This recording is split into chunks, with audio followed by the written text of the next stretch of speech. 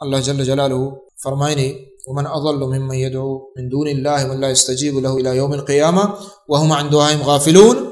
مردما گمراہ مردم نیست مستر گمراہ کہ اللہ چے عبید دگرا توار پریات کا تی مصیبت آنیتا وہ تی پریشانی آنیتا یا غوث منی ملتا بکا یا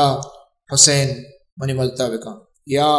پیر عبدالقادر جیلانی منی ملتا بکا منی بیمارہ شفا بدے ہمائی نامہ پس کشی حیرات کا اگر میں پس نہ کشت واجہ ناراض بھی منا گیپ یا کہ پس کشے منا شفا دا من مصیبتہ بچے من مالا برکت مان بھی ای واجہ نامہ پس کشک تو ای چیز کنگ ای درو عبادتا ومن اضل ممن يدعو من دون اللہ مستر گمراہ نیستے ہما کہ اللہ چی عبید دگرہ توار جا یدعو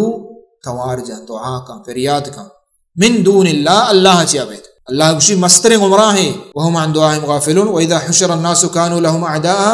قیامت روز کے بیت ای درو ہر چی کے معبود شان عبادت بے گائیں ای مردمانی دشمن با ہمیں کے شان عبادت تکنا گائیں انی پیران عبادت تکنا بزرگان عبادت تکنا بتان عبادت تکنا درست یکی چیز شرک ہے وَكَانُوا بِعِبَادَتِهِمْ اللہ کشی کہ ای دعا کنا گایا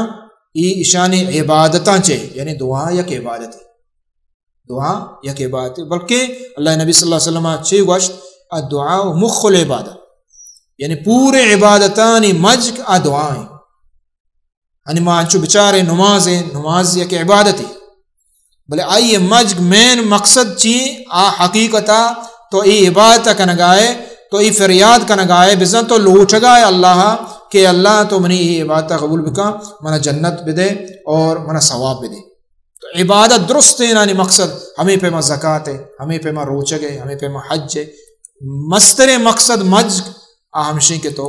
اللہ چے ثواب امیدارے اور اللہ چے فریاد کنگائے اللہ چے جنت طلبگارے اور دوزہ نجات لوٹے درست عبادتانی مقصد ہمشی کے تو اللہ کو ہم فریاد کنگائے دعا کنگائے